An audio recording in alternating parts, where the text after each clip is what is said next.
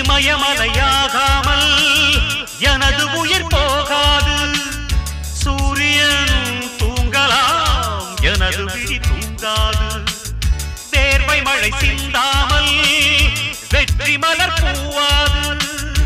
எல்லையை தொடுவரை எனது கட்டை வேகாது.